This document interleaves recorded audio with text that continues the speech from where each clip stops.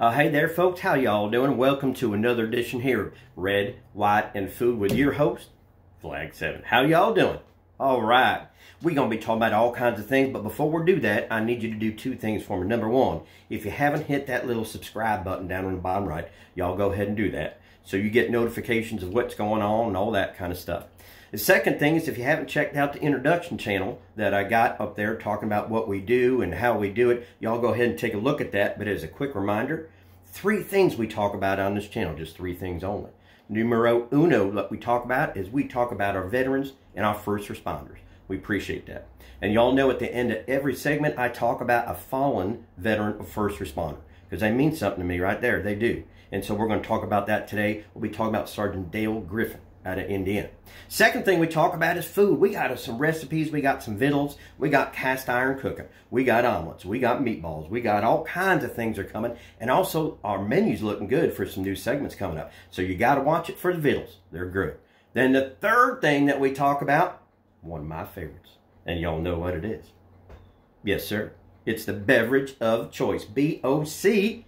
And we talk about all kinds of things that we like to drink.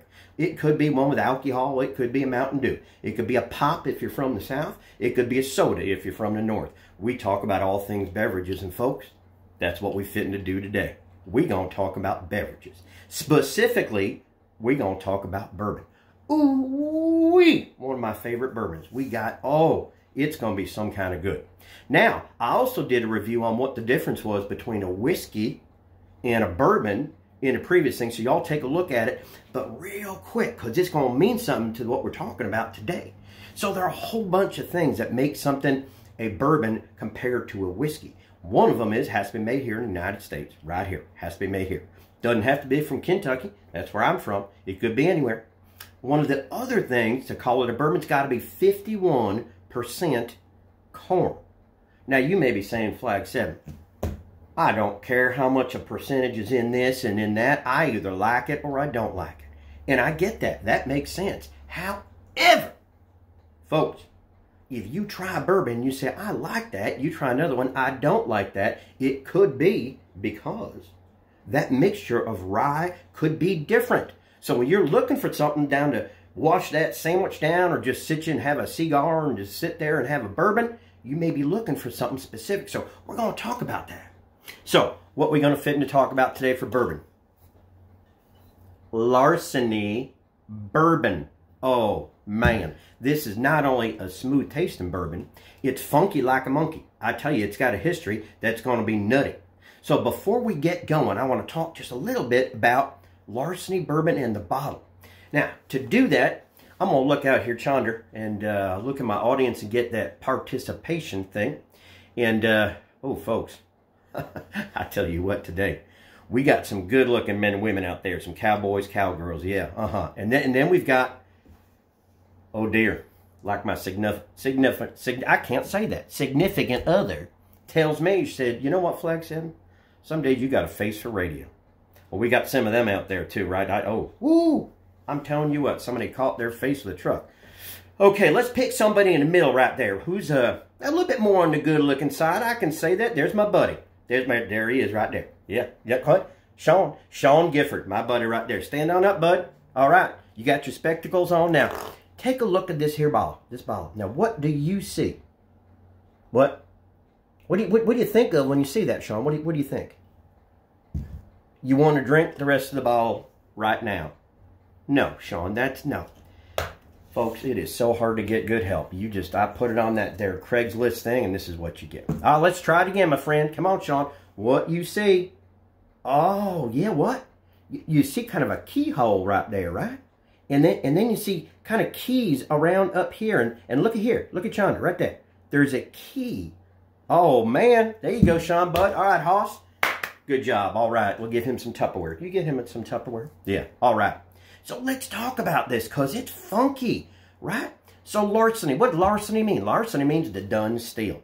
Well, right here on this bottle, there's a guy named John Fitzgerald. Now, who the heck was that, you say, Flag 7? Way back when, there was actually a time in the United States where you couldn't get any kind of liquor. In fact, it was prohibitive, and it called it prohibition. And in Kentucky, they would just grab them their barrels, and they would hide them.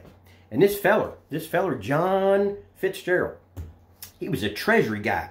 And he was in charge of storing and hiding all this bourbon so nobody else could get it. And guess what he had on him? There you go, Sean. Keys. He had a key to the lock on those bourbon barrels. So you know what that boy did? He said, I'm going to look you right. I'm going to look you left. I'm going to look center down the line. If nobody's around, I'm going to use my key to go in and open up where they're hiding all that bourbon. Ooh, and I'm going to take me a sip. Look at that. We have larceny. A thief created our bourbon. By God. Now that, I don't care who you are right there. That's funny. That's just interesting right there.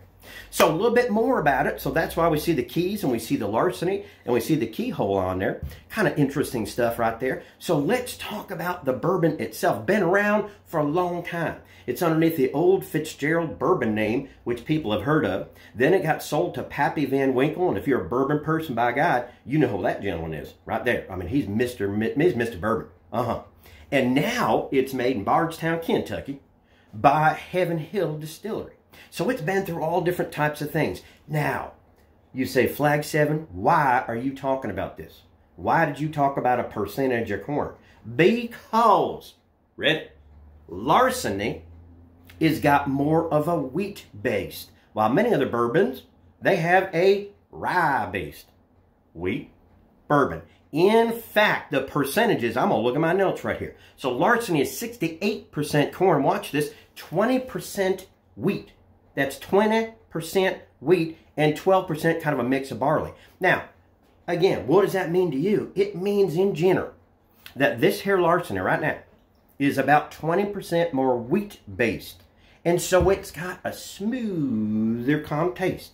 So I'm drinking right there. I got to put one ice cube right in there, and I sip it down, and it's smooth. In fact, somebody done told me it's like having one of them chocolate malt balls without the chocolate. It's just smooth.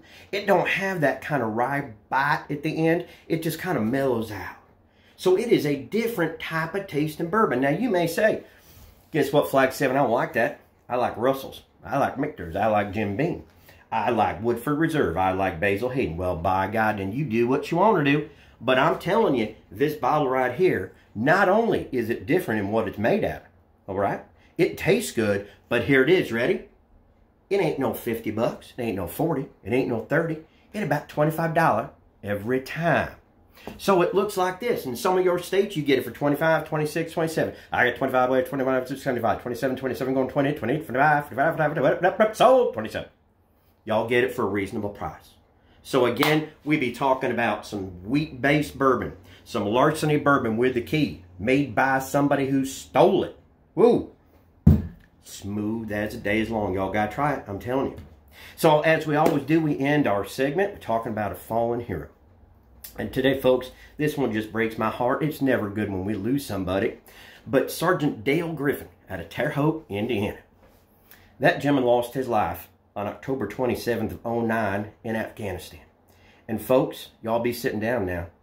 He was one of 7 people killed that day. We lost 7 brave men. His vehicle was done attacked by one of them their IEDs, and 7 people, 7 families lost a son, a brother, a significant other, a husband. Oh my gosh, my hat is off to that family, I tell you right there. Now, I had the occasion to meet his parents during a veteran thing that I was doing out there. Nicest people in the world, oh my gosh. And they talk about Dale, and they said, you know, he was an Eagle Scout. He was a championship wrestler, and guess what I found out about him too? He was struggling a little bit. He went to college. He went to that VMI, Virginia Military Institute. That's a good school right there. And he struggled, and he said, I want to be part of something. I want to do something, and I'm going to go in the Army. I'm going to be the best that I could be.